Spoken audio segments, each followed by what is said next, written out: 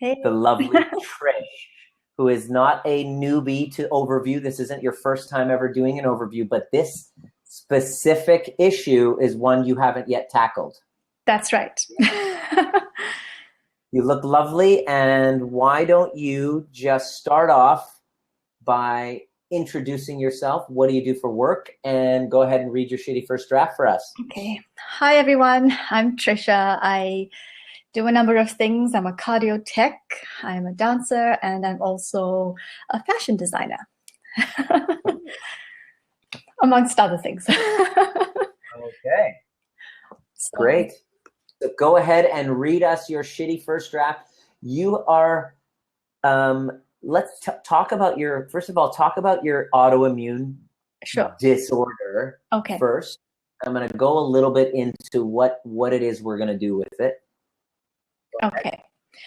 So what I have is called vitiligo. Basically, it's your skin losing the ability to create your natural pigment. So it causes white patches throughout your body. And it can be both symmetrical or asymmetrical, just depending on how your body reacts. And I have the symmetrical kind. So what's behind my right ear is also behind my left ear, and on my right knee is also on my left knee. That kind of thing. And this is what Michael Jackson had. I was diagnosed. This is exactly what Michael Jackson had. That's correct. Okay. Yes. Yeah. So that's what it is. Headphones, by the way, would you please be able to? Would you please be able to put on some headphones, just for the sake of making a lot easier for? I can make my thing louder. How's that? No, I'd love for you to just put on some headphones as well, just so that we could, just for the sake of the audio, it's going to be a lot more digestible for everybody. So, guys, vitiligo is what Michael Jackson had with the patches of skin. It just all of a sudden you lose the pigmentation. It is considered and classified as an autoimmune disorder. And what we're really exploring is this whole concept of what came first, the chicken or the egg? What comes first? Is it the emotional stress, or is it the disorder itself? And from my 15 years of experience working in the health-related field, I become increasingly frustrated at the fact that people were coming in with physical manifestations of illness, but when you really go into it and you ask, when did this begin? This is the key I want everybody to think about. Anybody who's listening in on the podcast or on replay, if you're struggling with a disorder, with an autoimmune disorder, and you want to see if it's emotions related, the key question that you're going to want to ask is, when did this begin? When did this begin, and what? That was number one. And number two, what was happening in my life at the time? In other words, what emotional conflict was I going through? These are very wise questions for you to ask, because if you don't ask them, you are negating a massive opportunity to heal. I'm not saying it's only just one-sided healing.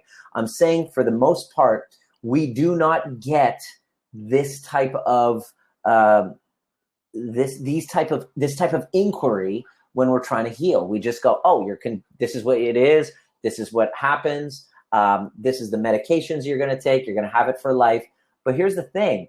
You'll notice it gets better and it gets worse. There comes to periods of time where there's remission, and then it comes to periods of time where there's flare-up. So there's got to be something environmental that has to do with that. And what is the environmental concern? It is how you eat, how you move, and how you think. So do you want to read the shitty first draft for us? I'm going to turn on some light here so that I can improve the lighting. Great. Good. Go for it. Okay. So here we go. I am such a fake. I am so ugly. It's no wonder none of my relationships have ever worked out. What man could ever love this? Whew.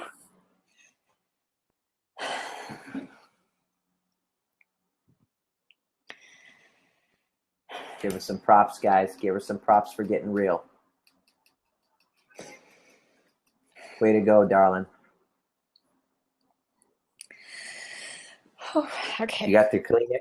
My whole life. You got your Kleenex there? Oh, I got it. Keep going. Connect with that. Connect with it. My whole life, I've just wanted to be the pretty girl, the successful woman, the one who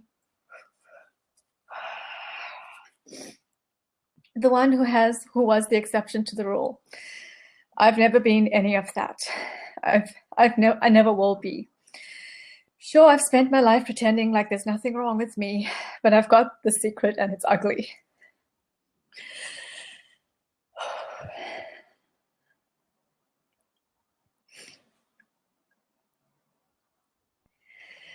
I remember Dr. Zhou telling my parents that they should buy a corner store and that I could work in it because a person with my type of illness must never be under any stress. That I should not strive for any kind of great success.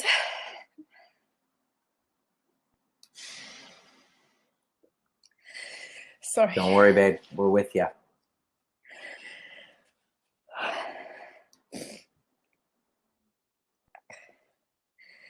That I should never strive for any kind of great success because it would bring stress into my life and that would be bad for my chi. So typical of a TCM doc. Little did he know the kind of hell we were living at home. I remember going to the specialist and my stepdad proclaiming to the doctor that those aren't my genes. He was embarrassed to be sitting there with me.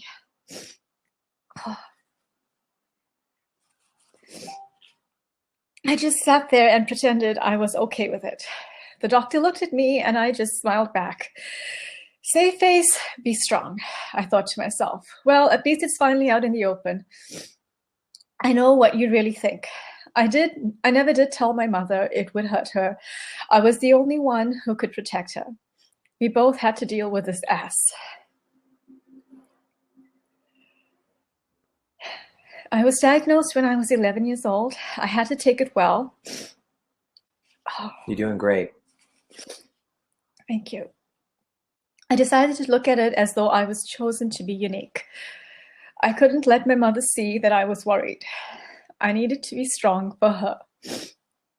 I always had to pretend that it was a non-issue for me, that there is nothing wrong with me.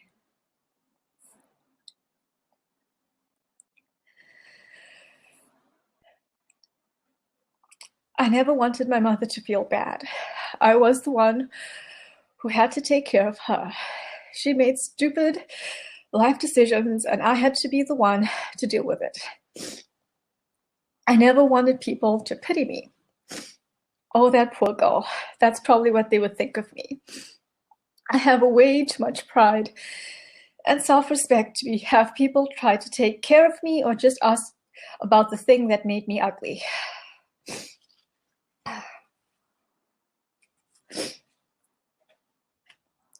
Not to mention my parents talking about my illness like it was something they had a right to do. They were never entitled to talk about my illness to other people. Fine, I get it when I was younger, but certainly not in my adult life. I remember the time I got a marriage proposal and my stepdad told the other family that there was something wrong with me and that they would be better off without me. That they should find a nice girl.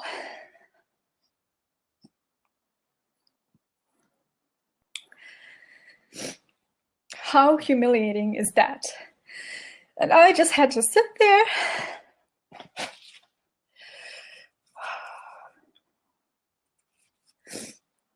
and be okay with it. Why can't I just be normal? Why can't I just have a normal life with parents that didn't try to control my every move? Or who didn't make me feel guilty for my very existence?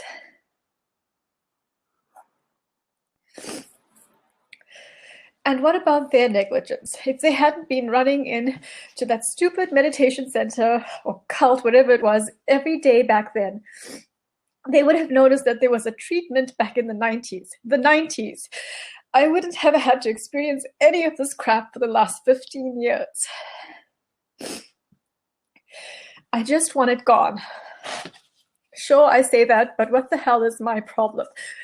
I have a treatment, something I've wanted my whole life, and I can't even put it put in the little effort it takes. I feel like I've been compensating for everyone else and in fighting my whole life. Why can't this treatment just be a single pill I swallow? And like that, I'm normal. Haven't I paid my dues in this life? I've always been good to people. I always treat people with love and kindness and respect. I'm so tired of being a disappointment. I feel like I have totally let my parents down. If I try this treatment and it doesn't work, what hope is there? Nothing, that's what. Okay. Done.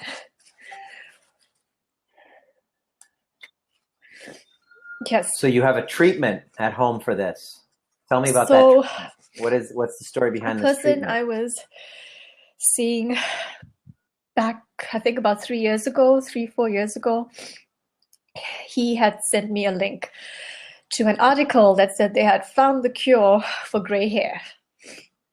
And this treatment, they mentioned all about how people would be able to stop dyeing their hair and all of that. And at the end of it, there was this little line that says, as this was actually the result of a research study that was done in Germany. Anyone who's got vitiligo, it's out in Germany. So this research study was done in Germany back in the 90s, and they were able to help patients repigment their skin. And of course, as a result, it turns the hair that was turned white, turns it back to your natural color.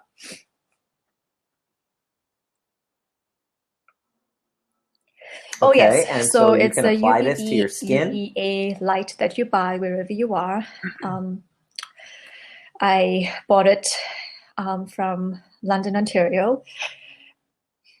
How long ago? A year and a half ago. I haven't used it. I even went out to Germany. I received the initiation of the treatment, which is a 2-day thing that you've got to go through. They give you an IV and they inject you with the start for the treatment, and then they send you off. There were people from all over the world there. And they send you off with the lotion and the pills you've got to take. And there are no side effects to this at all. Side effects. I'm not doing it, and I don't know what my. So you're just not doing it. I know, it's a whole Pandora's box of nonsense that's going on. Okay, so you feel like you're frozen and you're blocked. Because of all the work I've been doing, I feel like why can't I just heal myself? Why do I have to take all this? Why is my body not able to create an environment where it can rejuvenate and heal? I know, it's crazy. So you're just trying to test it with all the emotional work. You feel like it's cheating as well, if you were going to take the I'm just treatment. not motivated. There's that, and as well, I'm not motivated to actually stand there and put this lotion and for 10 minutes out of my day stand under this light. Okay, cool. And how long do you have to? They say it will take about 6 months until you start seeing a change in your skin. Okay, so this is like a long-term daily type of thing that you got to do in order. Okay, so there's a few different issues, few different possibilities of overviewing it, right? On one hand, you can go, well, just let's clear this bullshit and then get the treatment, do the treatment, stand under that light and make that change. But what I think that's happening is you'd like to kind of get to the underlying meat of it first before you do that and feel inspired to do that. Because right now, that's right. And I know it's going to come back if I do this treatment and I don't do the work to bring my body to a point where it can heal itself. It will keep coming back. Okay. So let's put that treatment on ice right now. It's there, can be done anytime, and let's deal with the actual emotional connection between this. Let's explore, because the cool part about doing an overview, for those of you listening for the first time, those of you on replay, The overview method is simply an exploration in emotions, an exploration in the interpretation of your events that create feelings and a fight or flight response.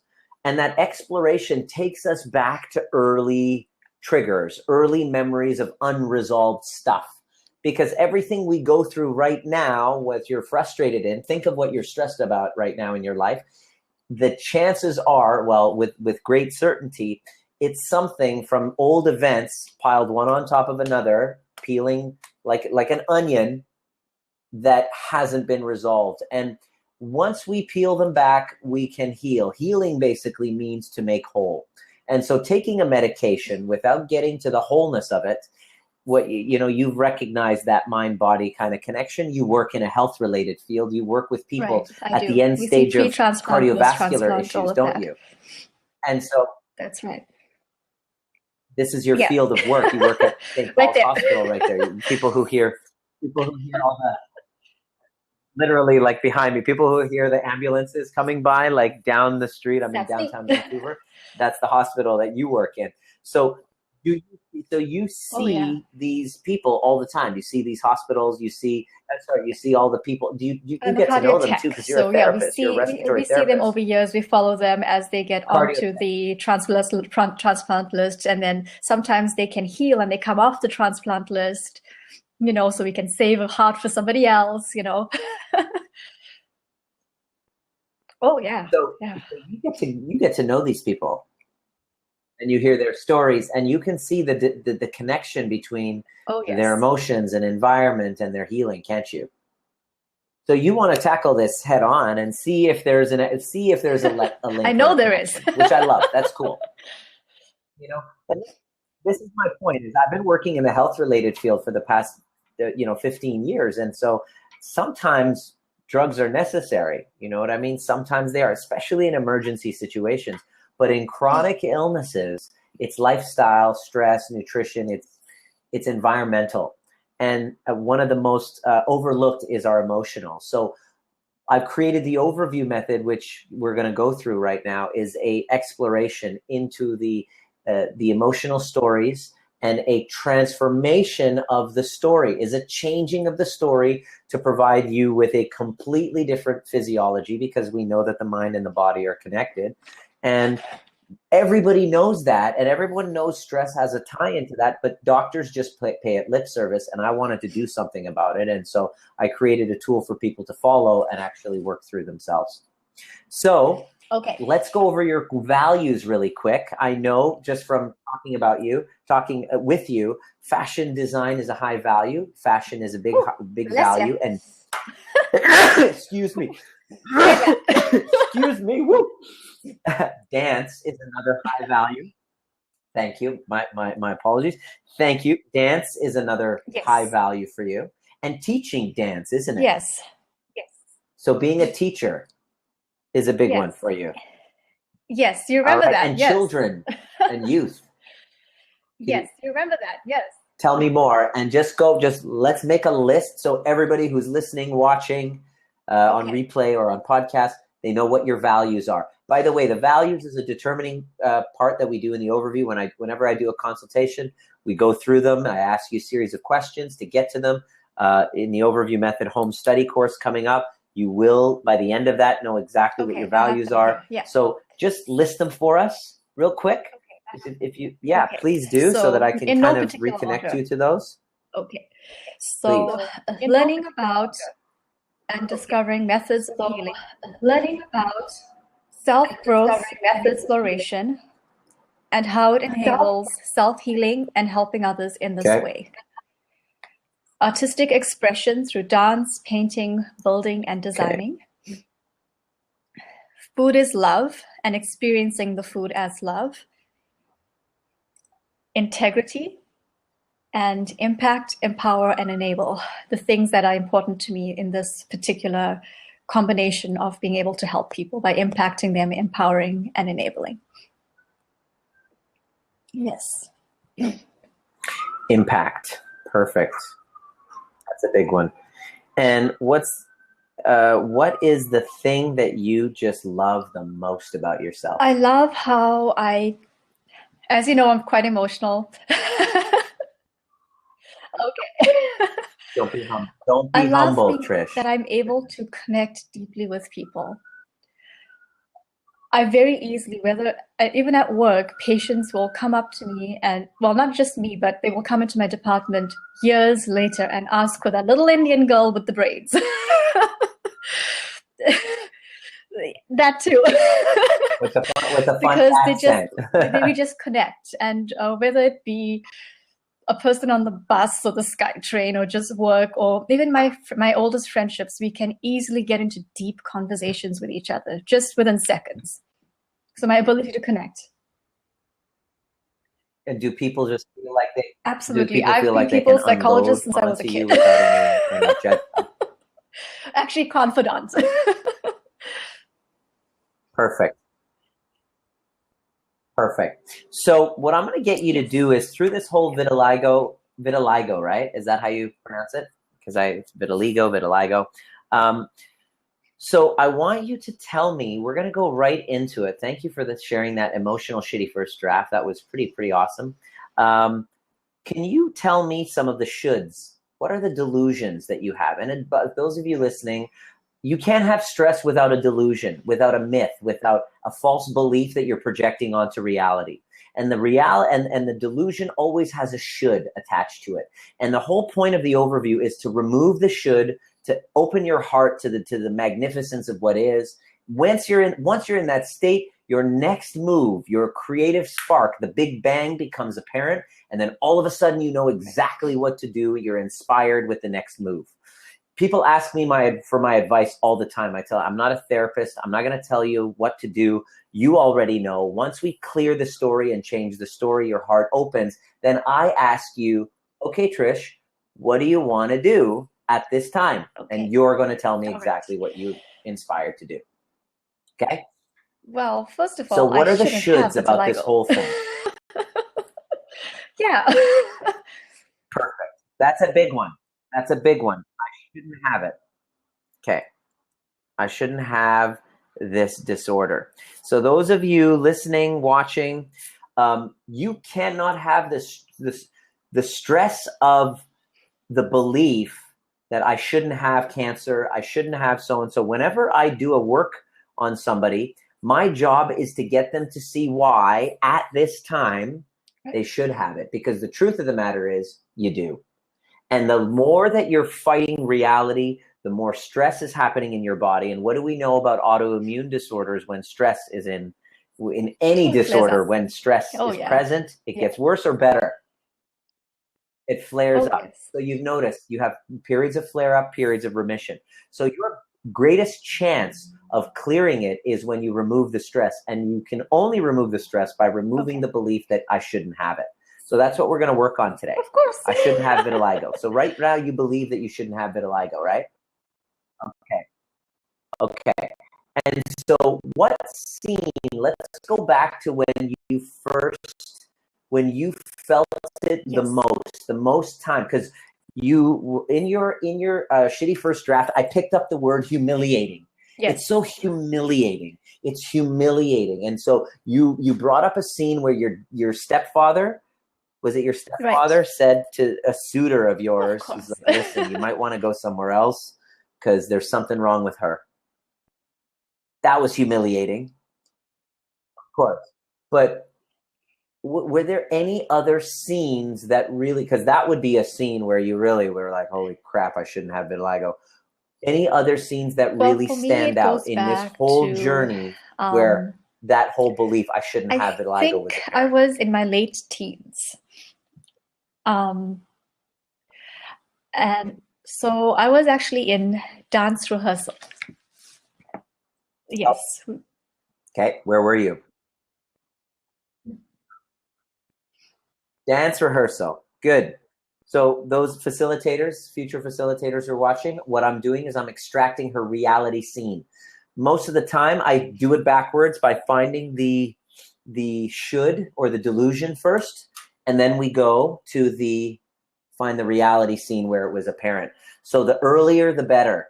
The more powerful, the better. The more charged emotionally, the better. It would be wise for her to do an overview on another time on that scene where her stepfather said, you know, to the suitor, I go made the somewhere note. else. So the dance thing there, that was just a little sidebar for my future facilitators paying attention. Go ahead. So yeah, I'm in my Yes, because you are yeah, I'm pretty sure it's like facilitator. 19 years old, Beautiful. and we're rehearsing for the next big dance show for the dance school that I belong to. And we only had the one studio space, so all the groups had to perform in the one Yep. space while everybody else watched you. And my instructor basically chose me to do a solo piece. And so it was my turn to go up. So I went up and I'm standing there ready for the music to start. And of course, everybody's against the wall watching me dance.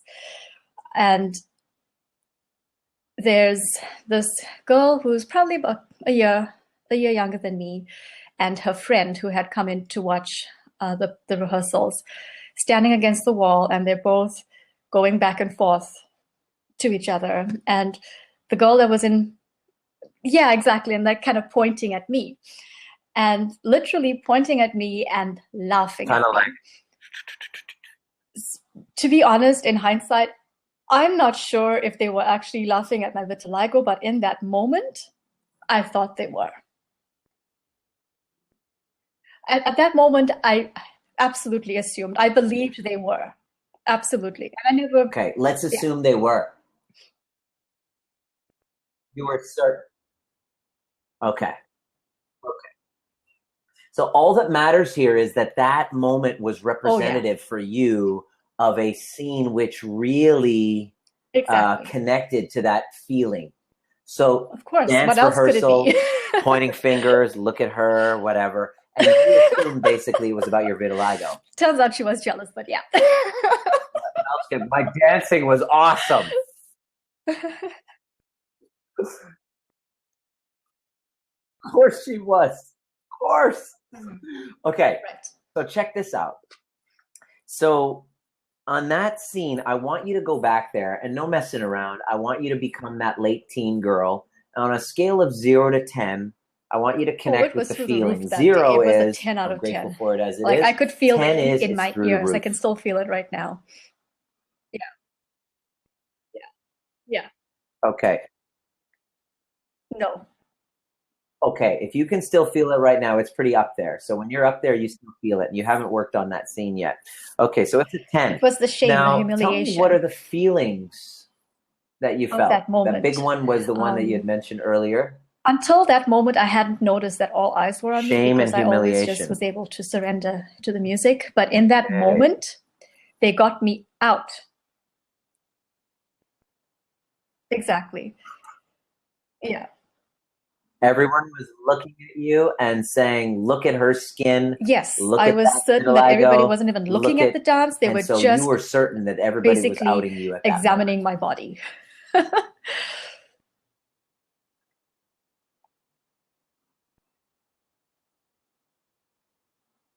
Okay, perfect. So I felt what was gross the about my body. interpretation that you were making about yourself at that time?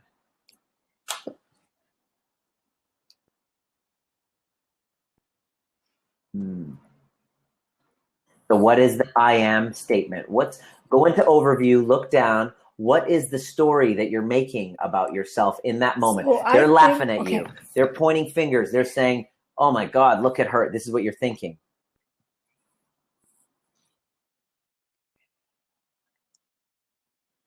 That's exactly the word. Yes. I am ugly. I am ugly. Yeah. And that moment I felt ugly. Yeah. I am ugly. Because you had mentioned that in your shitty first draft as well. I feel ugly. Yeah. All right. I want you to can you say that again? And feel that. Good. It's very important for you to really connect to those feelings and go into the pain, go into those feelings. That's really what we're going to be working on. In that moment, I felt abnormal. All right. So I'm ugly. Any other interpretations that you have about that? Yeah. I'm not normal. I am abnormal. Good. All right. So this, my dear, Yes. the shame, the humiliation, the Yeah. ugly, Yeah. that is the voice of your dark passenger. Whew. Okay. Yeah. The voice of your dark passenger. Good. So, can you connect to that? Feel that. Where do you feel it in your body? I really want you to notice it in your body right now. I feel it in my head. Don't have like fear. It's safe space for feeling. through my throat and through into my ears. And to be honest, that's where the vitiligo is at its All right. We'll worst, just say around my ears. Yeah. Yeah. Ah, interesting. Interesting. This is where you're feeling it. Okay, so here's what I'm going to get you to do. What do you do and how do you respond when you feel ugly and abnormal and shameful and humiliated? What do you do? How do you act when No, you I feel don't. that way? No, no, I act, no, Do you I withdraw. Do you lash out at people? Do you drink? Do you start? And I You don't do start any of like those. What do you do? talking in my head. I start getting like a thing in my head where it's like, oh, you don't need Withdraw. this, you know, you're better than this, you don't have to deal with all of this. You just kind of go through that, the motions of it in your head. Yeah. You kind of withdraw. Okay. You kind of withdraw about Okay. that. All right. Okay. How I behave. So keep going. Anything else? No, how you behave.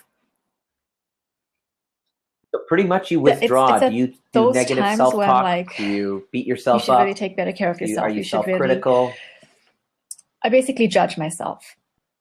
Yeah. And I start to fidget. I just realized I started doing it right now. I start fidgeting with my hands. Yeah. All right. Perfect. Okay, so those of you guys listening, the overview method shines the light of conscious awareness on your unconscious behaviors that are resulting from feelings and interpretations of stressful events.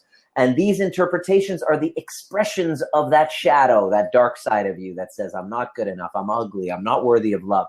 So fidgeting, this is where attention deficit comes in. This is where obsessive compulsive behaviors, addictions, this is where suicidal thoughts, this is where negative self-talk comes up. These are all unconscious unconscious behaviors that we're always doing therapies to try to fix. I'm like literally playing with my hands these right interpretations now, and feelings which come from beliefs of I shouldn't have vitiligo. So exactly. So can you see how your emotions and your interpretations you can start to feel in your body? You start feeling it in your body. And so people I've never who get had it around my neck. People get stomach issues, who get neck issues. Do you ever have vitiligo around the neck too? Around there and along my ears elbow. and yeah. Around there is where you will get in the head. Okay. All right. So here's the cool part about this. That shame and humiliation that you felt in the dance class when you were in your late teens, I want you to sit with it for a moment. And now we're going to go into what I call the pre-ality scene. This is where we're going to go back and find the earlier triggers. So I want you to go and find your earliest memory where you really felt that feeling of humiliation. This is where past traumas come up. Trauma is defined as any distressing experience. For some people, a bad hair day is traumatic. All that matters here is it's subjectively that you felt that humiliation and that abnormal feeling, that shame, that humiliation, that abnormal, that what's going on, this isn't right feeling. Where does that come from, Trisha? I think I'm 5 or 6. We had just moved to a new city. Yeah. Very common. Yeah. Difficult. I've never told anybody this, so. Yeah. Oh, okay. So you're doing it on a live webcast. What a way to do it. You've never told anybody ever. Hey guys, you all get to know. You've never told anybody this, and why don't we just say it on a live public service announcement? Now everybody knows. Come out and just tell the truth. You said once. No big deal. I've never told anyone this. Why don't we do it freaking live? Okay. Live. Okay, let's do it. Thank you. All right. Okay. We're providing you the safe space to get real. How does that feel for you? You're about to admit something doing that, it behind that you haven't a screen. shared. Exactly. Yeah, because no one's really listening. Everyone just turn the other way. Turn the other way. No one's listening. Everyone just cover your ears. Go. Cover your ears. And we're at this family friend's home. We had befriended these people because we were new to the city. And we would spend almost every weekend at their home. And so we would have dinner, and then after dinner, they had two kids, one who was 2 years older than me, their daughter, and their son was, I think, a year and a half younger than me. So their daughter used to pull my hair and poke me and pinch me and taunt me, basically, which I didn't like, of course. I felt bullied. But because she was bigger than me and made me uncomfortable, I used to basically just do whatever. So after dinner, the adults would go into the TV room and they would watch the evening news. And she would take her younger brother and I.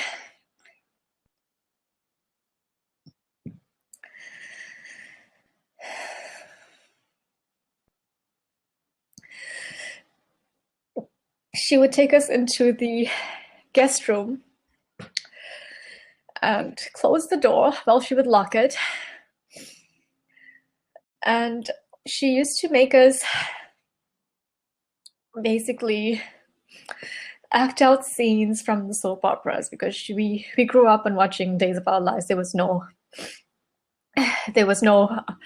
ratings back in the 80s for what kids could and couldn't watch. So we were exposed to everything. And so she would make us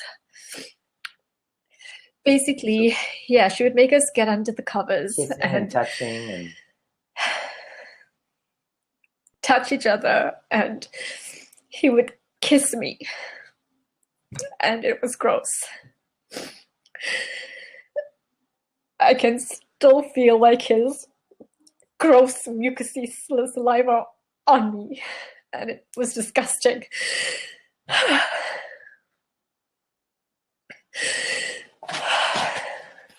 All right. Give you a moment to just feel that. A lot of these disorders are just trapped emotions. And she would watch us. So getting in there and experiencing them again. I think he was equally scared, to be honest, because she would taunt the both of us. And if we stopped, she would yell at us, and she would hit him, and she would pull my hair.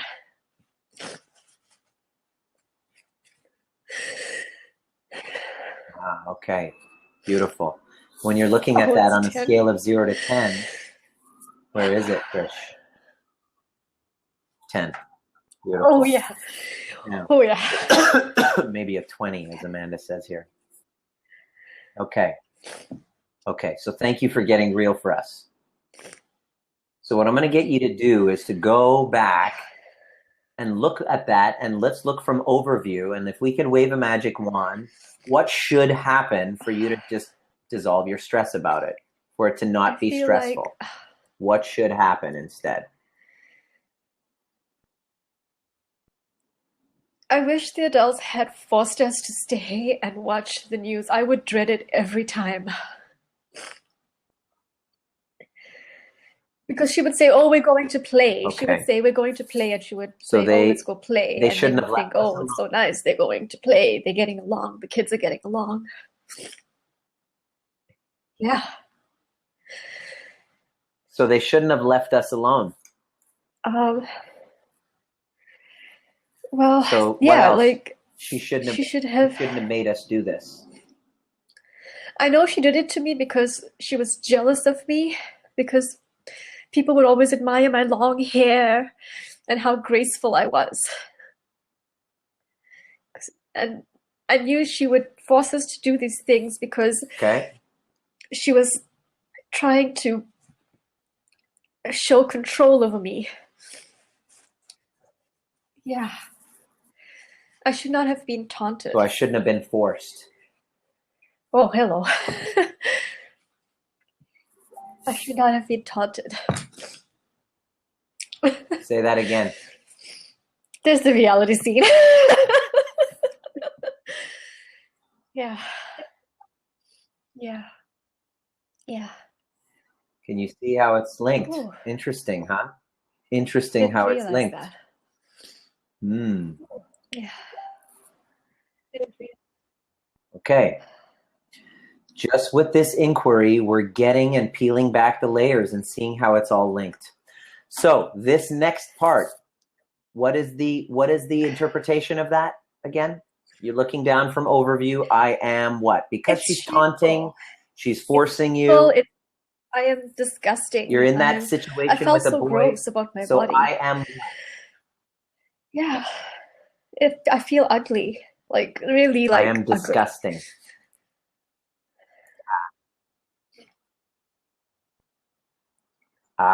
So I am disgusting and ugly. Perfect. All right. So this is the magic part, magical part. The key component to that was a trauma, wasn't it? 34. I mean, if you're now, it was 6 years old. How old are you now? 34. We're talking 28 Right. years, 29 years, 28, 29 years of you holding on to this shame and disgust and humiliation. And trauma is relative. So something that happens there, and it was repeated over and over again. I still feel and the gross story about it you made about it is, I'm disgusting. Yeah. It's a secret that I've held, and it's gross. It's a gross All secret. right. Which kind of mirrors the secret that you've held. Absolutely. And that secret that you've held and that feeling, the shame and the disgust and all of that stuff is similar to the feelings that you feel about yourself when you think about your vitiligo. It's tied in. Okay. So this next part, we're done the setup. Facilitators, future facilitators, we've completed the setup.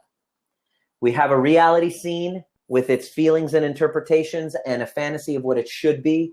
And we now have a pre-reality scene of of a previous triggered event with the same feelings, similar interpretations, and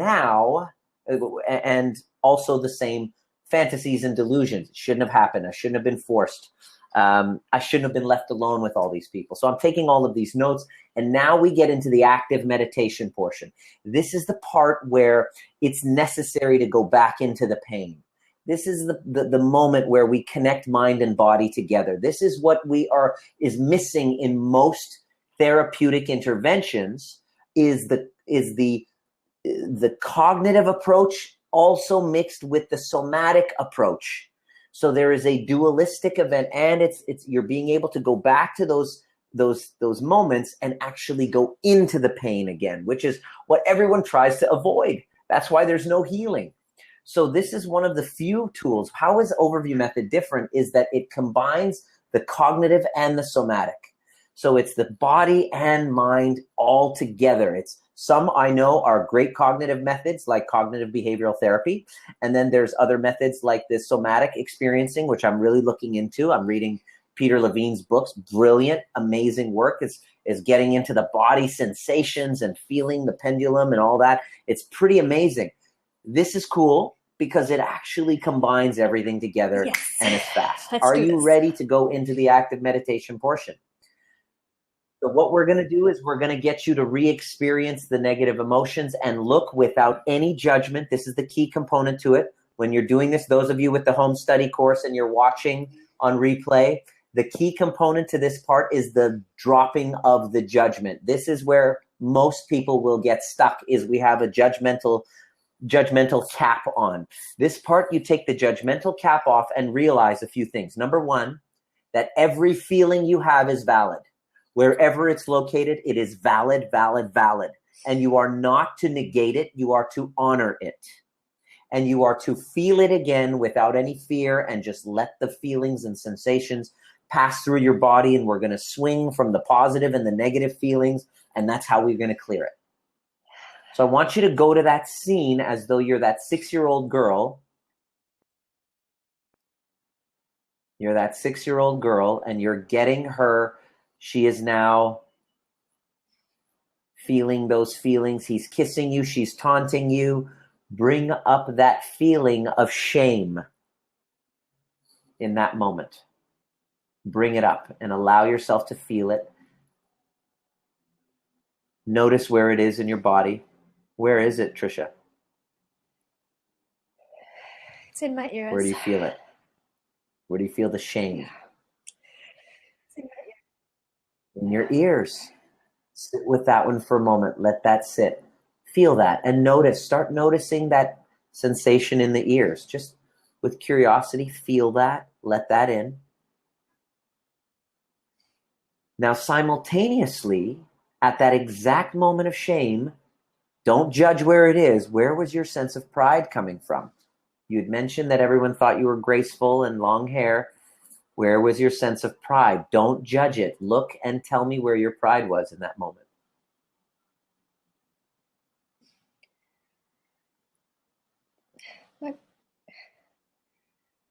Well, there's that, and I also knew Was it that you knew she was jealous? this little boy had a crush on me.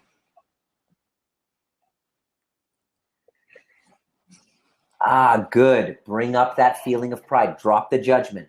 Just go in and now swing that pendulum in towards the pride that you felt in that moment, that you knew he had a crush on you, didn't you? Feel that pride. Let that into your body. Take a deep breath in. Just let your whole body sway and just move into the pride. At least we're not forced to do this with somebody that, like, yeah. I didn't feel that you safe don't like with him, and that you don't trust. That in you that feel moment, safe. I felt proud that he was feeling safe with me.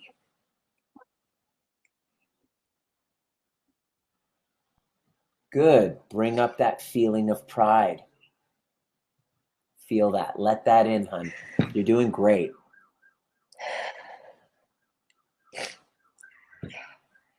Feel that pride. Let that pride into your body. Take a deep breath in and just feel that. Any other pride that you were considered pretty? They all were always kind of saying, oh my goodness, look at her beautiful hair and how graceful she is in her movements. I knew she was always pulling my hair because of my hair was so long and straight, and it went all the way down to my knees, my hair. She had shorter hair, and you knew even her that mom would stroke my hair you? when she saw it. And I remember that. You know? Yeah. Did I knew that she know would that pinch was me jealous? and pull my hair because of that, but I never said it because I felt bad for her. Yeah. But yes. But I know, but did you have a pride there? Don't judge, just honor where it was. I want you to feel the pride that you knew that you were appreciated for your long hair and she was jealous of you because of it. Good. Feel that. Let that in. Feel that. Feel that pride. Also, were you considered like one of the good girls? Were they so well behaved? Did they always kind of comment on how well behaved you were? Well, as long as you guys are going with Trisha, then we know it's going to be okay. I want you to connect with the pride in that moment of knowing that you were considered a good girl. Feel that. Yeah. Good job. Feel that in that moment. The only reason they let us play alone together was because I was there. Actually, yeah, that was the reason. Feel that pride. They would let us go alone. Bring that pride in. Yeah. Bring that pride in. They trusted me. Feel that. Yeah. They Feel trusted that. me. Say that again. Connect with the pride of that. Feel that. Yeah. Good job. Their parents thought of me as their other daughter. They really did. Feel the pride of that. Really get that in that moment. Can you see that you had just as much pride in that moment of shame? Good. Now I want you to bring up another negative emotion that you notice. Let's go back to the negative. Let's pendulum back. You see humiliation too? Because that was a big one. It's like a cross between a shame and a humiliation. Good. Good. I want you to really connect with the humiliation now. Get back into it. Right into that nasty, icky feeling of humiliation. Get in there and feel that. Feel it in your body.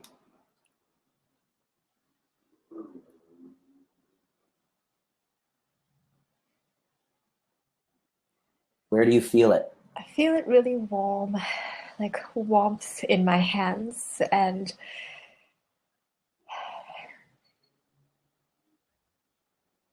I feel a warmth. And again, just Feel coming that. out through the head and the ears, always. Yeah. Bring up that feeling of humiliation and just notice it and just feel that for a minute.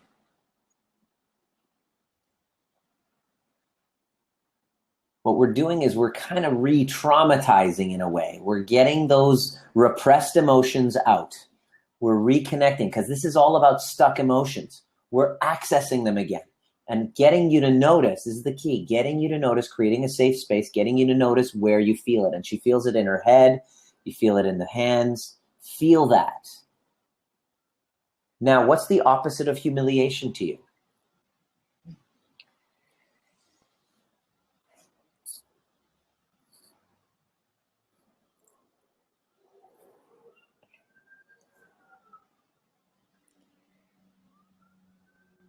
It's like acknowledgement or recognition. Recognition. Go into that moment and tell me where you were feeling recognition. Look in the same places we talked about in that scene. In that scene, where were you feeling that recognition?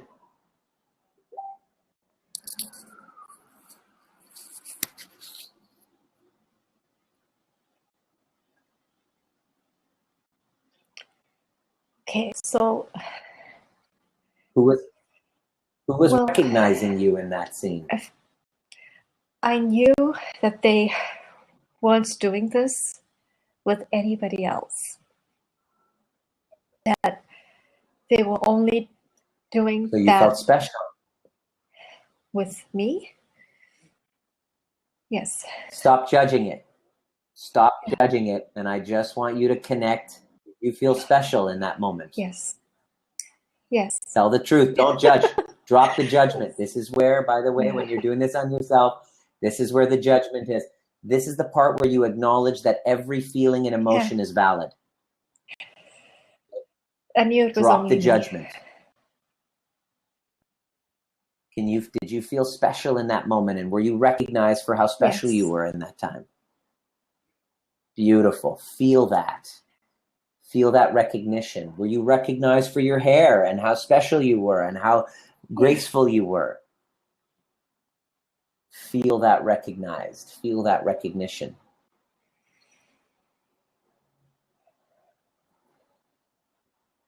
Let that into your body without any judgment. Where everybody gets stuck here is where they're judging it. Take off the moral compass, take off the shoulds, just only honor where you were feeling it. Can you see that you were being recognized by him because he found you attractive? Yes. Bring that pride and recognition into that. Feel that.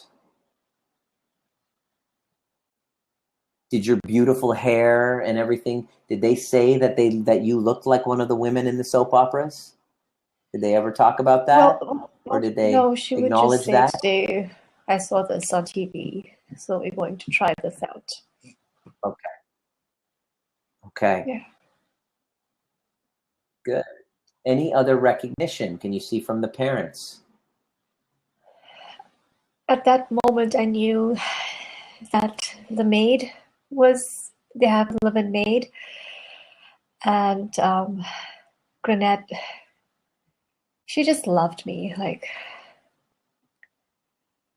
I Bring was in like that gold to recognition and her. feel that.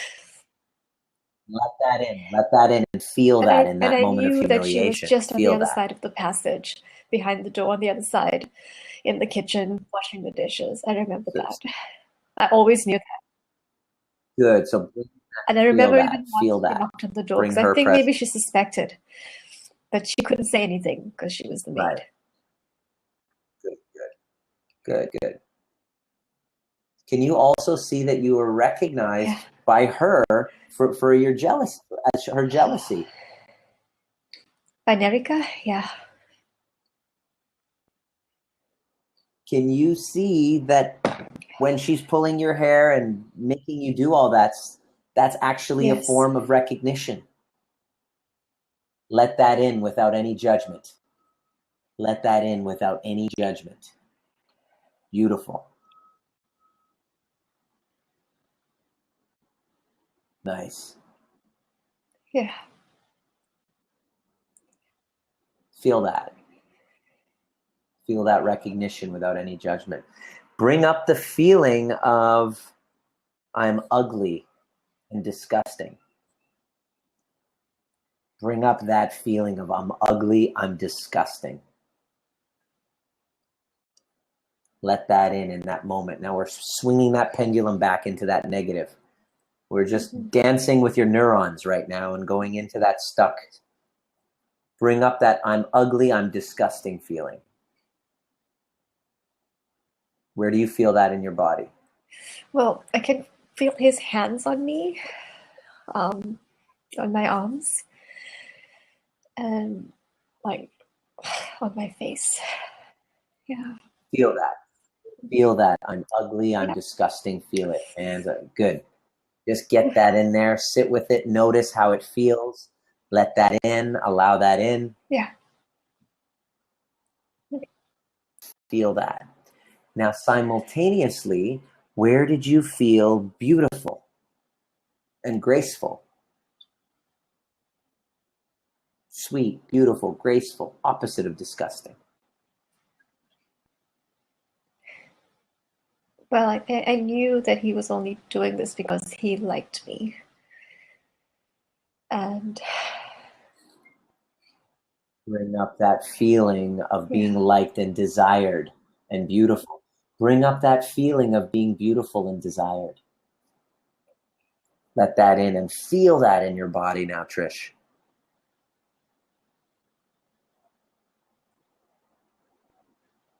Well done. Really feel that. Take a deep breath in and completely let in that I'm beautiful, I'm desired. Also from her, from the jealousy. Can you see that it's there? Can you see that the jealousy also makes you feel that way? I give her a reason to be jealous of me. Yeah. Right. Feel that I'm beautiful feeling. I'm admired. I'm envied. Feel that. Yeah. It was there the whole time. It was the whole reason this all was going down. Yeah. Right. Any other negative emotions or interpretations in that scene?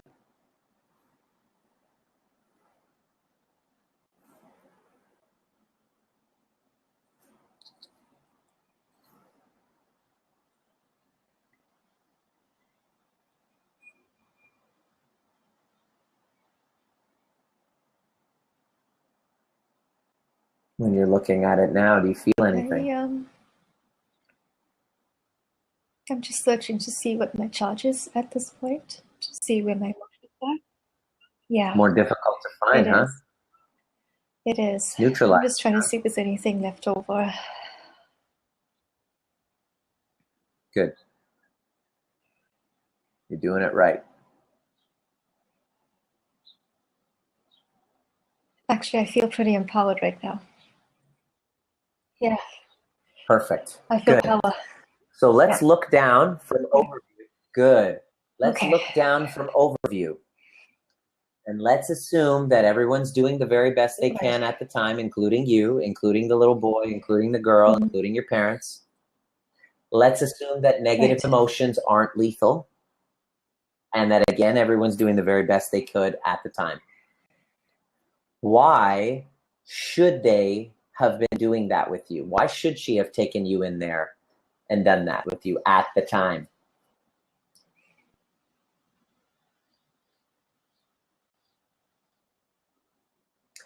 Can you see she was trying to act out what she just saw on a soap opera, and she was a couple doll?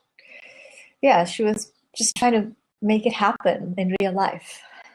And she wanted to experience life in this way. She's curious, exactly. Right, she was curious. Yeah. Right, she was curious, and she had two subjects. That's all it was. two little toys. She was repressed herself. That's all it was, right? She was exploring. Right. She was older than us. She was exploring. What's the right? And what's the benefit of her using you to explore on her brother?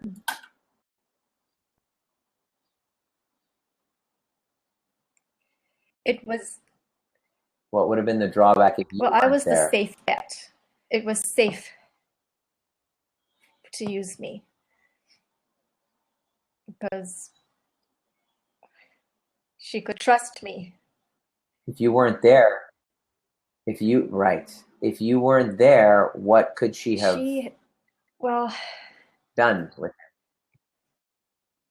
I think I saved her from abuse, actually.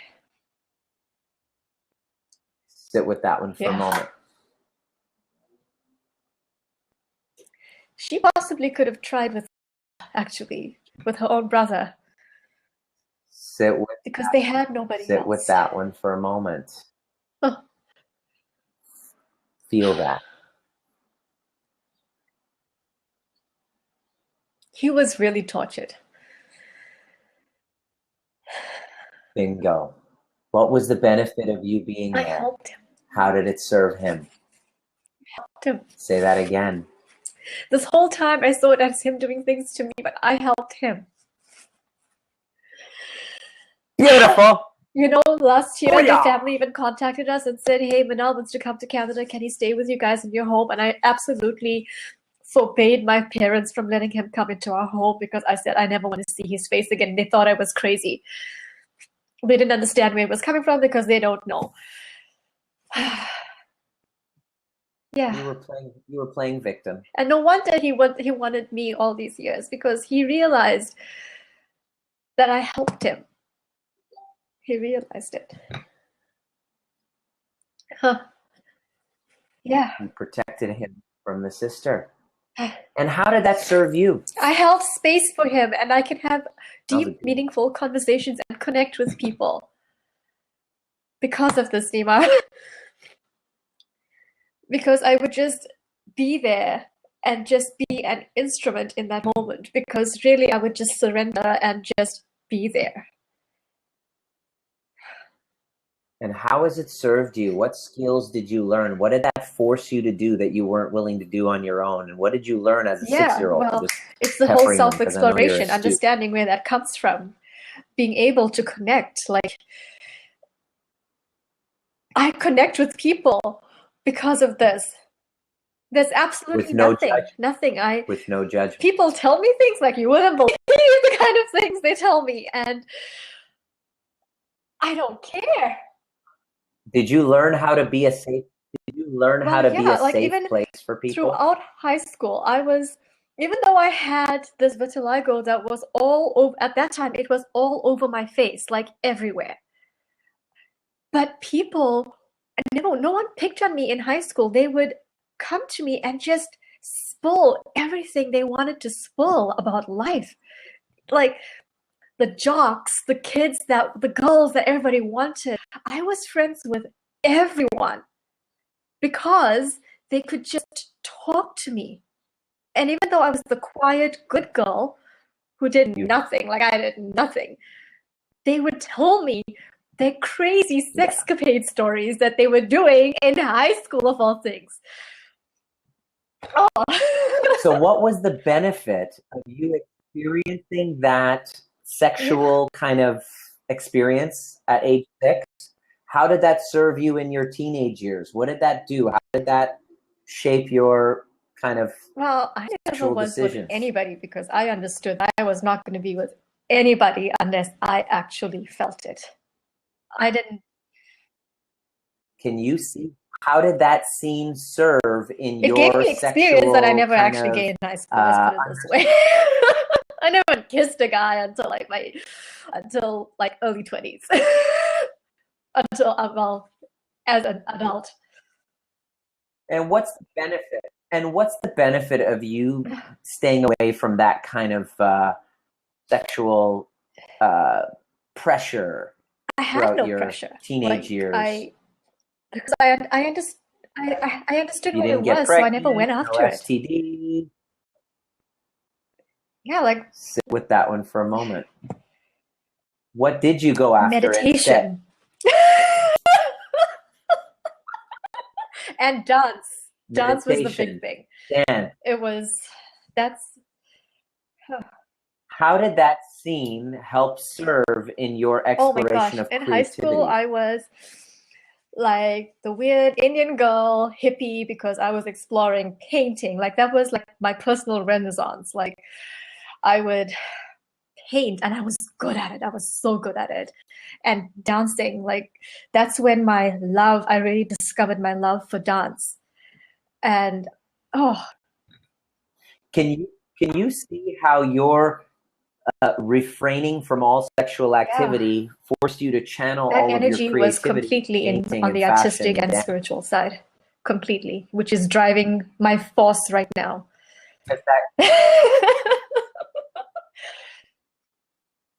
Can you see how that scene forced you to Yeah, channel that root chakra, that sexual yeah, energy, which is your creative energy, into other absolutely, things that are more meaningful to absolutely. you at this time? And if that scene didn't happen, what would be the drawbacks to your healing, your self growth, your design, Well, your fashion, your dance? this whole How did idea of that shape that? self-exploration and wanting to find a different area to explore in like terms of artistic arts and dance, it would never have. I don't know if it would have happened because I had nothing. I had nothing to work on, first of all. Yeah.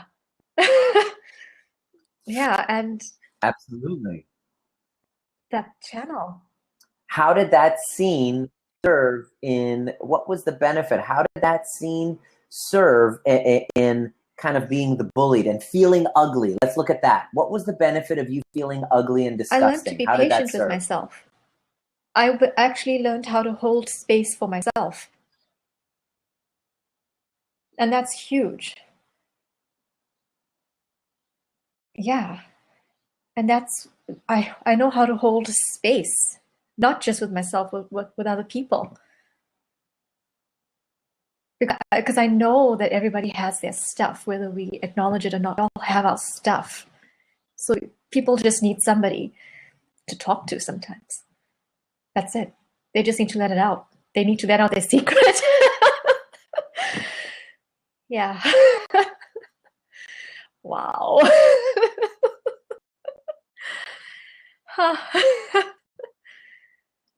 Yeah. I learned patience. Sorry? Did you learn how to hold space? You learned patience. Yeah. You learned Like, how to just and the thing surrender. about when people see me perform, the thing they always comment on is my ability to completely surrender in that moment. They literally say I dance different to everybody else on stage. And I never understood it because I always figured we were all synchronized. But it's that ability to surrender to the moment. Yeah. Did you learn that in that moment, in Yeah. those experiences? I had to. I didn't have any other. Yeah, I had to. Yeah. So so that freeze Yeah. response is you surrendering. That is actually what happens in the animal world. We have the fight or flight, and then the freeze. We judge it. We think, oh my gosh, it's so terrible. No, that's actually a survival mechanism when the predator is far too big for us, that it's actually running or fighting back is a threat, that actually to freeze. Yes. I actually learned to become an observer.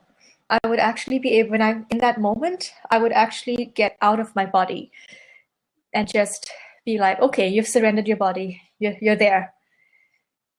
And you can just observe. I want you to think of all of the people that have been able to unload themselves to you, whether you're in high school, what was the benefit? What would be the drawback to all of their lives, even the patients that come to the hospital? What would be the drawback to their lives if you hadn't experienced that as a 6-year-old girl? Well, first of all, patients would have a really lousy experience. The kids that were bullies in high school but never bullied me, they actually were exposed to a person being good to them. That you didn't have to bully to have the power, that you could actually connect. I'm still friends with these people even now, because and they're actually, I've seen how their lives have changed. They don't treat people the way they used to. Yeah. Beautiful. Yeah. So you were an example for them. So how is that feeling of ugliness that you felt served you? What's the benefit of you feeling ugly to your creativity specifically? Well, yeah, like, hello, fashion's about making beautiful and glamorous and being able to observe. Take away that experience as a child, that feeling of humiliation and ugly. What would be the drawback to your fashion design? So one of the things as a brand owner was that I would be able to spot models that eventually became big. So I would use girls that were quirky and considered odd and awkward out in the real world, because people didn't understand what beauty was the way I saw it. And hello.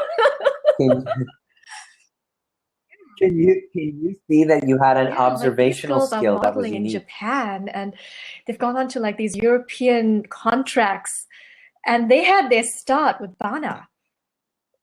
Seriously. Yeah. Your design company. Yeah. I literally used one girl who said to me, I think my boobs are ugly.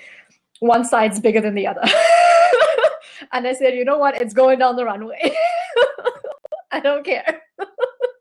It doesn't matter. Yeah. Beautiful. So the question that I have, what would you change about that scene? I don't want to change it.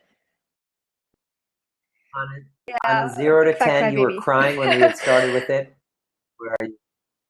Where were you? Where are you now? Yeah, I'm good. I don't, yeah. Now is, just out of curiosity, what do you have to say to that brother-sister duo there? What would you like to say to them? I just say I understand, and it's okay. It doesn't matter anymore. It's done. You know, what can we do? We can't change the past. It's done. And we were there, we experienced it, and it's done. If you did change the past, hold on. No, I don't want to change it. I actually don't want to change it, because, Thank you. So what would you say to them? They're on their deathbed right now. Thanks, guys.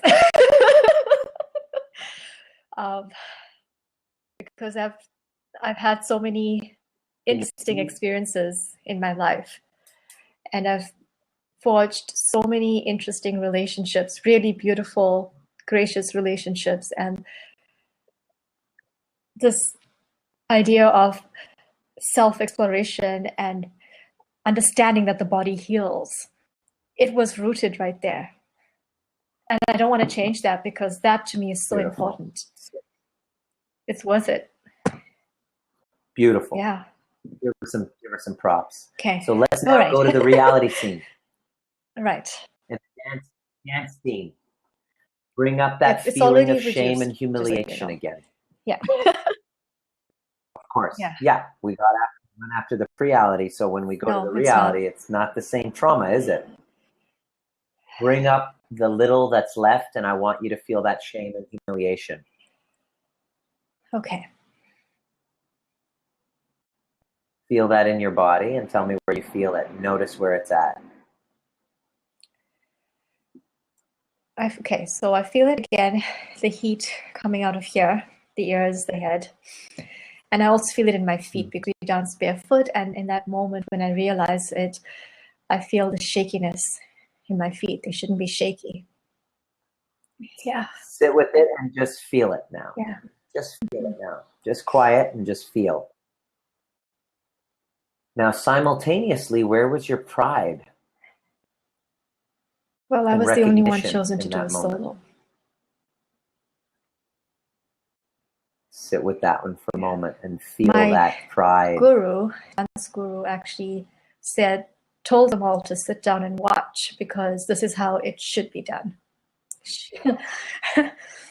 Yeah. Now feel the pride. Now feel the pride in that moment. Like even my guru in that moment was looking at me with, she actually had awe because she herself hadn't been able to dance those particular techniques the way I was doing it in that moment. Feel the pride of that moment, of their every eye on you, praising you, giving you recognition. Can you see you the had rest of just the as girls much were all my friends. recognition? I mean, I'm still friends with the rest of all those girls. They had so much love for me. We had so much support. Feel the pride. Yeah. Feel the pride. Good. Now just silent, just sit silent and just feel it. Future facilitators, it's real super important. The talking is antithesis of the doing. The most important part is the actual going in and the feeling of the opposite pole. So the talking takes you right out of it. So it's now just feel the pride in that moment. Good. Feel the pride of the recognition as well. They singled you out. Trisha, get up and do a solo. You're the best one. Feel that. Feel the recognition of that. Feel the pride.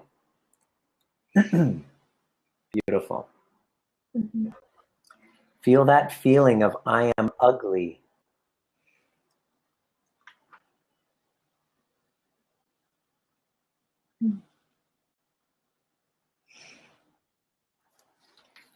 Feel that. Where did you feel graceful At the moment / beautiful? dancing. Yeah. Feel that. Feel that. Watch the polarity. Go back from ugly. Feel that ugly feeling when they were pointing fingers and whispering, all the way to feeling of I'm beautiful, dancing, and my movements are so unique, and I'm awesome.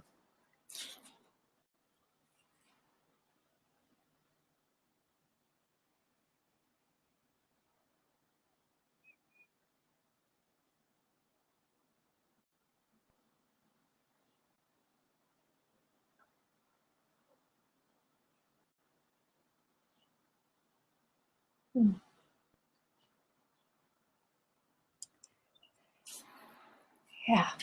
Sorry, I didn't realize I was off to the side. Yeah.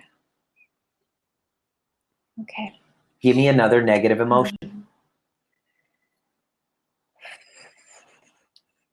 Good job. Emotion. You're doing great. What I'm doing here is I'm actually getting you to feel, all of those negative words flooding the opposite side in that moment. It's super important that you actually feel them because that's how we change the story. So any other negative emotions or interpretations that you have in that moment? Tell me what comes up. I was really mad at them for distracting me from the dance. Mm-hmm. Yeah. Good. Bring up the feeling of anger. Feel that in your body. And I think that's why my hands were shaking in that moment. When I get angry, my hands shake. Yeah. Good. Just feel it. Feel it and let your hands feel it in your hands.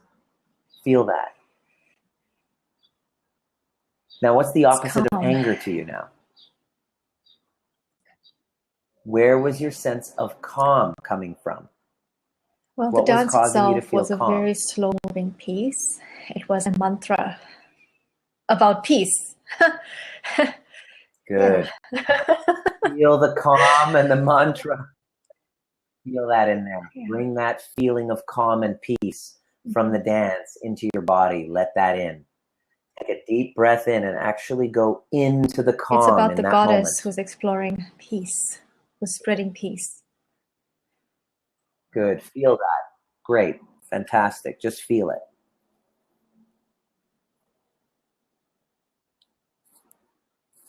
Feel that. Good.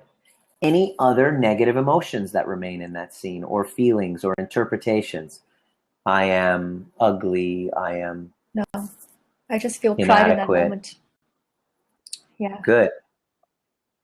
So Yeah. you see the I see pride them and the both. shame. You see them both. Mhm. So now looking down from above, why should they have been pointing at that time? Assuming that everybody's doing the very best they could at the time, including those two girls, why should they have been pointing at that? Were you causing them to feel inadequate? Yeah. And that was exactly it. Um, the person that was pointing and laughing was actually the teacher's pet and was always the favorite. And in that moment, she was Felt just dealing with emotions herself. Can you see she was just doing the best she could to deal with her own emotions Yeah. at the time? I think she was embarrassed in that moment, so she was just covering it up by pointing and laughing at me. Right. Yeah, because she was chosen. It's that simple. 17-year-old teacher's pet girl Yeah. feeling Yeah. that she's not getting enough recognition. She's Yeah. going to look for the first thing, right? Yeah, exactly. So what was the Yeah. benefit of her doing that to you? Let's look from a dancer, artist's perspective.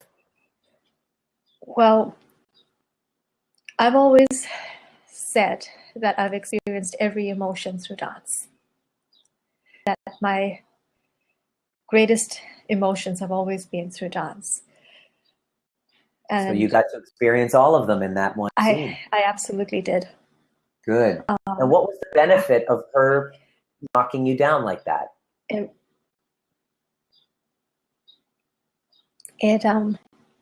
Did it humble you? I was just going to say it humbled me in that moment, because after that solo, there was so much recognition once it was performed. I got asked to perform it throughout Canada, across the world, so many stages. Mm. And it kept me humble because it could have really gone to my head. Like, And what's the benefit? Yes. Let's that keep kind going. of fame gets to you. You know, it can set you up for self-sabotage later on.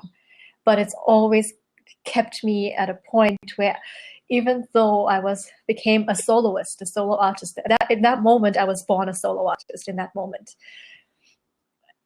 And what's the benefit of you Yeah. having somebody knock you down in that moment and the moment it was born? Yeah, it was, I just, in that moment, I decided to hell with it.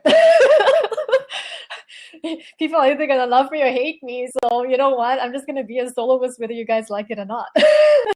So there was this, I would not have done so much solo work in the world because of it. It made me really, it gave me the fire I needed. Like, because I had to prove myself, because I had this thing that was wrong with me. I needed to prove myself, my skills. I took master's classes. I traveled. I was the only one in the school that traveled for classes, like outside of the country. Like, if you didn't have the vitiligo, what would be the drawback to that drive and ambition? That sense of inadequacy would never have been there. Oh my God. So how did that inadequacy and ugliness serve you that you had? How did that inadequacy and ugliness serve you? It gave me this huge gift of dance. It gave me so much richness in my life. Like, to this moment, even now, I was talking earlier, I want to turn dance into therapy, you know?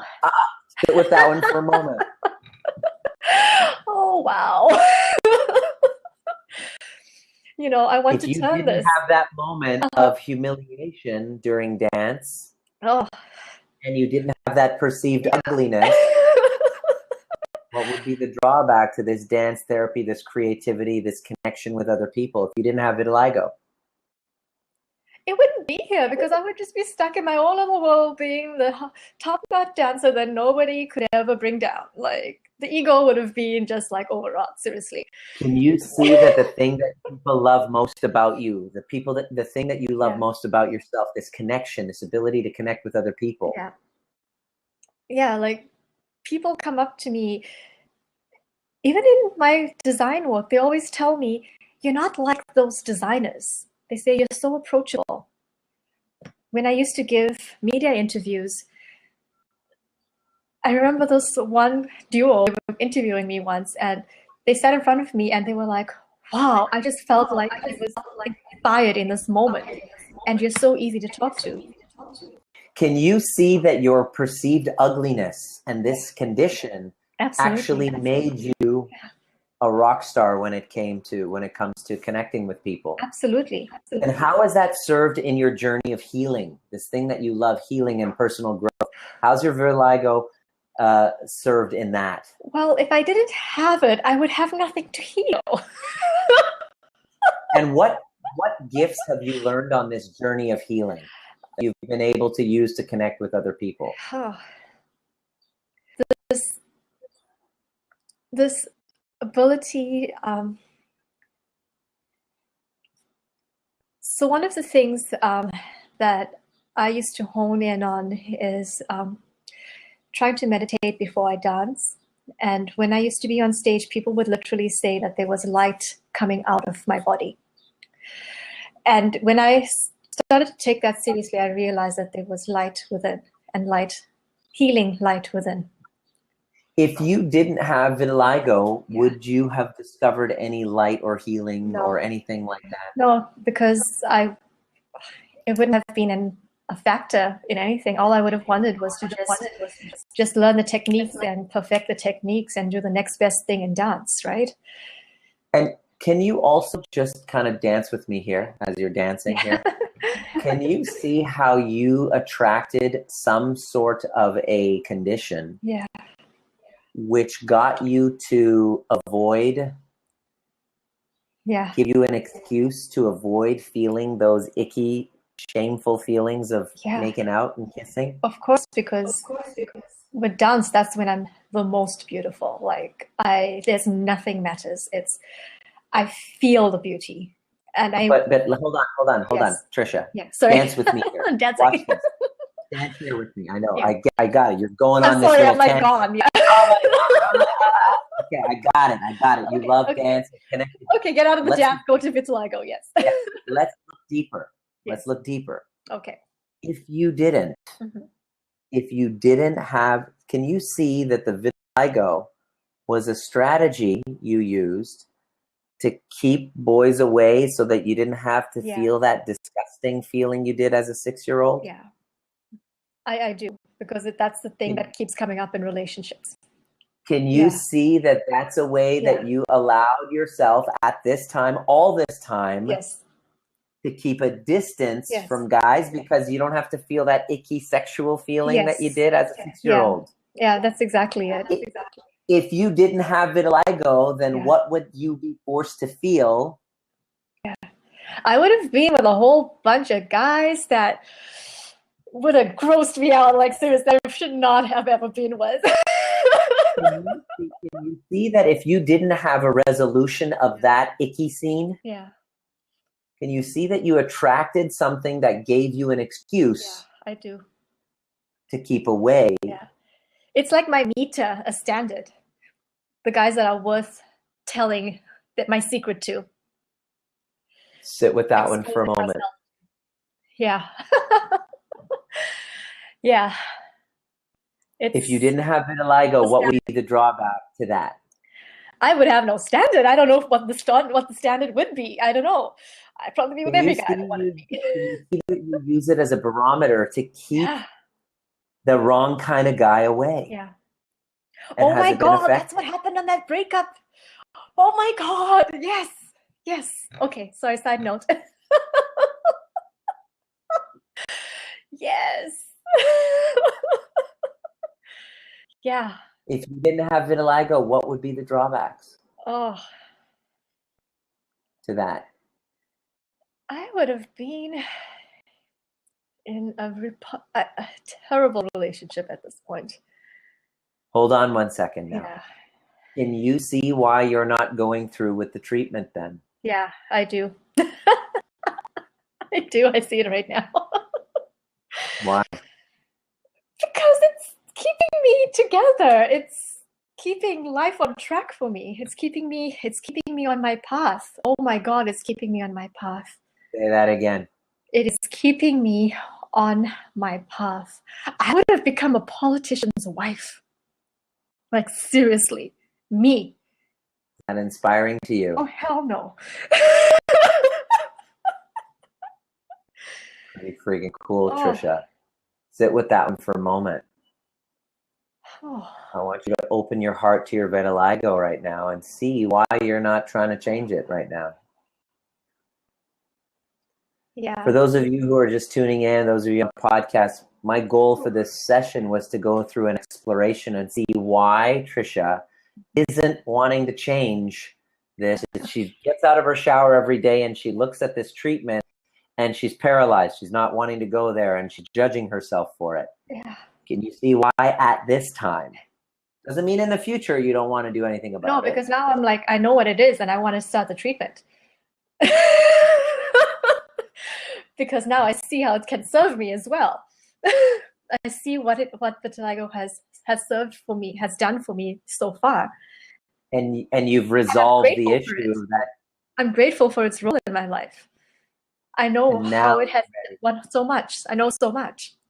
So that was my question. Remember when I said this at the beginning of the session? I said, listen, I will never tell you what you should be doing. Yeah.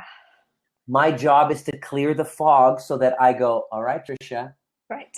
What would you love to do? And your answer is?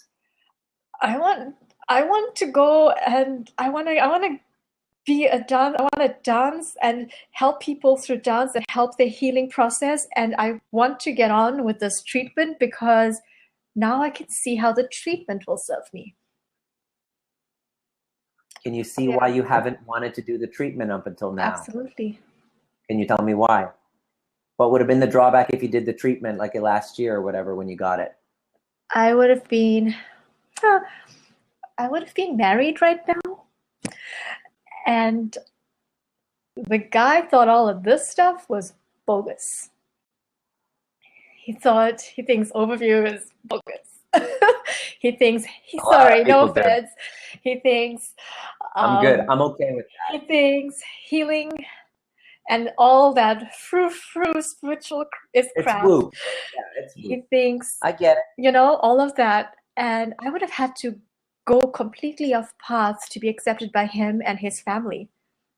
For his family to even value me, to see anything in me at all. I would have to just be in that mold. Hide from your authentic self. Oh. Cool. Yeah.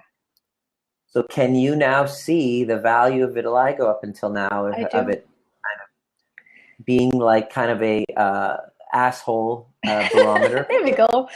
My asshole barometer. Thank you. Like a bullshit detector. Way to go. Totally. So at that scene as a 17-year-old, what would be the drawbacks if you didn't have vitiligo and you didn't, they didn't kind of single you out? I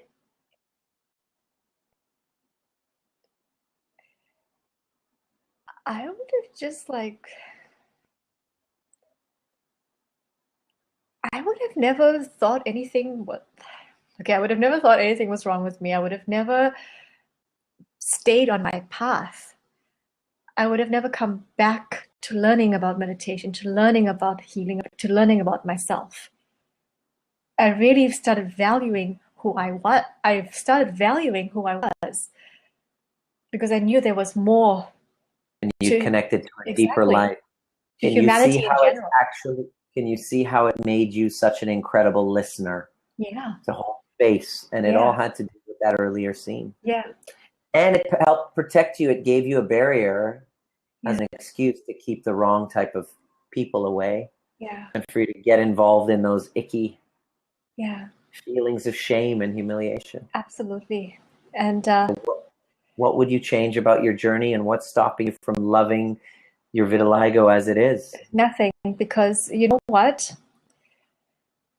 I have to give you a little update to that scene. Quickly.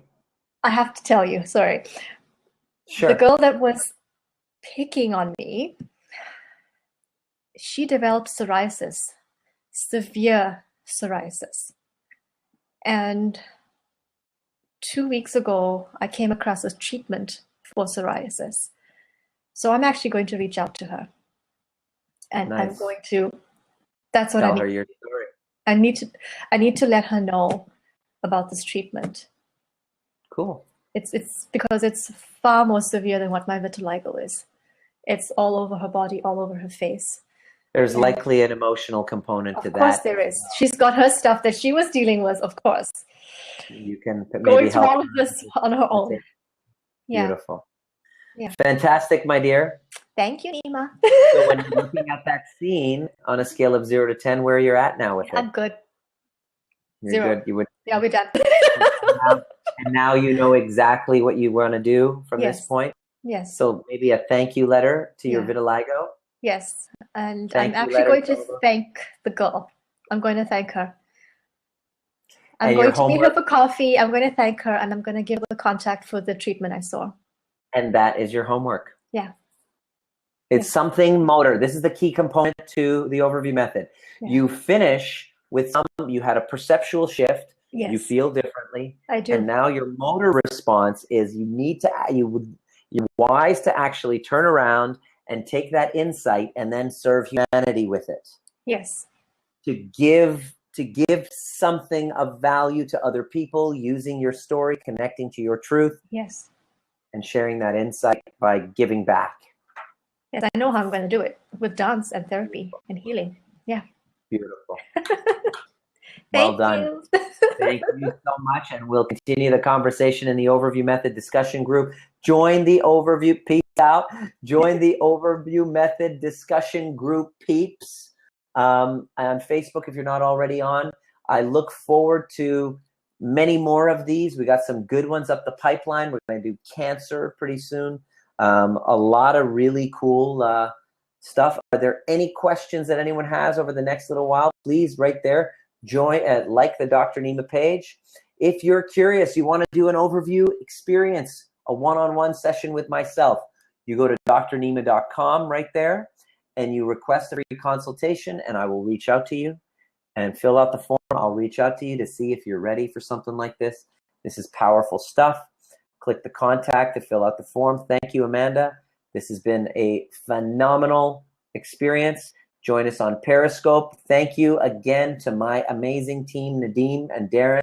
And of course, the producer of this show, the lovely Amanda, who it was her idea to throw me in front of the wolves and do this. And I challenge myself every week doing that. Thank you guys for the love, for the hearts. And I look forward to seeing you at the next perfect time.